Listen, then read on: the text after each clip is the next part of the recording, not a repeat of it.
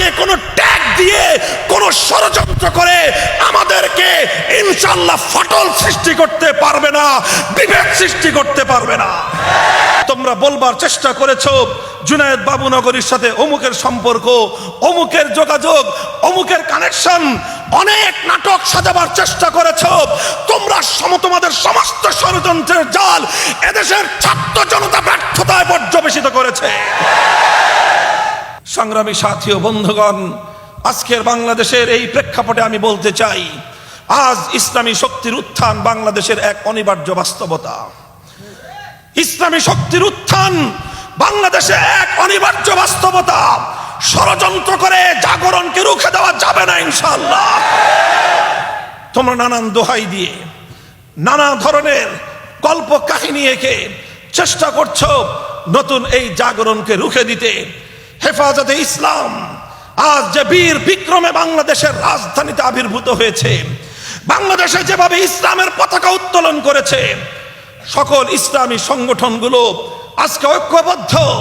জমিয়তে উলামায়ে ইসলাম, খেলাফত আন্দোলন, নিজামে ইসলাম, বাংলাদেশ খেলাফত মজলিস, ইসলামী আন্দোলন বাংলাদেশ সহ ফরায়েজি আন্দোলন সহ সকল সংগঠনগুলো আজ তারা ঐক্যবদ্ধ, সংঘবদ্ধ।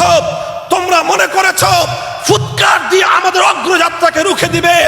ইনশাআল্লাহ এবারের জাগরণ রুখে দেওয়াটা এত সহজ হবে না তোমাদের জন্য। বছরের পর বছর আল্লামা জুনায়েদ বাবুনগরীকে নানা ধরনের ট্যাগ দিয়ে, নানা ধরনের অপপ্রচার চালিয়ে তার অগ্রযাত্রা রুখে দেওয়ার চেষ্টা করেছিলেন। তোমরা মনে করেছিলে আল্লামা আহমদ শফি বয়োবৃদ্ধ, তার তিরোধানের পর যদি তার সুযোগ্য উত্তরসূরি, তার উত্তরাধিকারের ঝান্ডা বাবুনগরী যদি হাতে ধারণ করতে না পারেন, তবেই হেফাজতে ইসলাম অগ্রযাত্রা থেমে যাবে, এদেশের ইসলামপন্থীদের যাত্রা থেমে যাবে। ষড়যন্ত্র কঠিনভাবে তোমরা পূরণ করেছিলে। আল্লামা জুনায়েদ বাবুনগরীর বিরুদ্ধে এমন করে ষড়যন্ত্রের কথা নেই যেই ষড়যন্ত্রগুলো ইসলামের দুশ্মনেরা, সরকারি কিছু এজেন্সি এবং সরকারের প্রশাসনের একটি শ্রেণীর ছত্রছায়ায় আল্লামা বাবুনগরীর বিরুদ্ধে 2 বছর ধরে তোমরা একাধারে নিরবচ্ছিন্নভাবে তোমরা অপপ্রচার চালিয়েছো। তোমরা বলবার চেষ্টা করেছো জুনায়েদ বাবুনগরীর সাথে অমুকের সম্পর্ক, অমুকের যোগাযোগ, অমুকের কানেকশন, অনেক নাটক সাজাবার চেষ্টা করেছো। তোমরা তোমাদের সমস্ত ষড়যন্ত্রের জাল এদেশের ছাত্র জনতা ব্যর্থতায় পর্যবেসিত করেছে।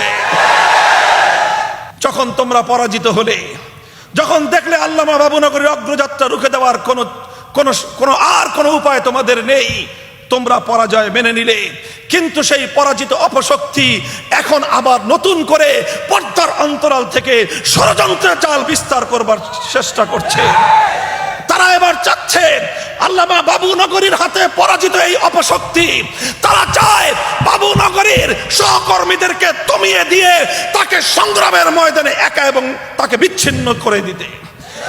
স্পষ্ট ভাষায় বলতে চাই, 2013 সালে আমরা যেভাবে বুলেটের মুখে আল্লামা আহমদ শফিকে ছেড়ে রাজপথ থেকে আমরা বিদায় নেই নাই, রক্ত দিয়েছি, জীবন দিয়েছি, আল্লাহর নবীর ইজ্জতের প্রশ্নে কোন অপশক্তির সাথে আমরা আপোষ করিনি।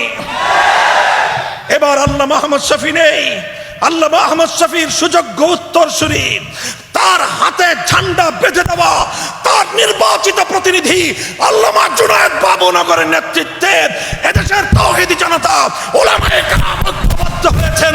আমাদেরকে কোনো ট্যাগ দিয়ে, কোনো ষড়যন্ত্র করে আমাদেরকে ইনশাআল্লাহ ফাটল সৃষ্টি করতে পারবে না, বিভেদ সৃষ্টি করতে পারবে না। সংগ্রামী সাথী ও বন্ধুগণ, আমরা পরিষ্কার ভাষায় বলতে চাই, ইনশাআল্লাহ আমরা আজও বলছি, সেদিনও বলেছি, সরকার যারা রাষ্ট্র পরিচালনা করতে চাও, তোমরা রাষ্ট্রে যারা সরকারের ক্ষমতায় যারা আসীন আছেন, আপনারা দেশ, জাতি, ইসলাম এবং মুসলিম উম্মার স্বার্থে ভূমিকা পালন করুন। মনে রাখতে হবে ইসলামকে মাইনাস করে বাংলাদেশের পরিচয় হতে পারে না। বাংলাদেশ ওআইসির অন্যতম প্রতিষ্ঠাতা সদস্য, এই পরিচয় যদি মুছে ফেলবার চেষ্টা করা হয়, যারা বাংলাদেশের অস্তিত্বের বিরুদ্ধে ষড়যন্ত্র করবে তাদেরকে আমরা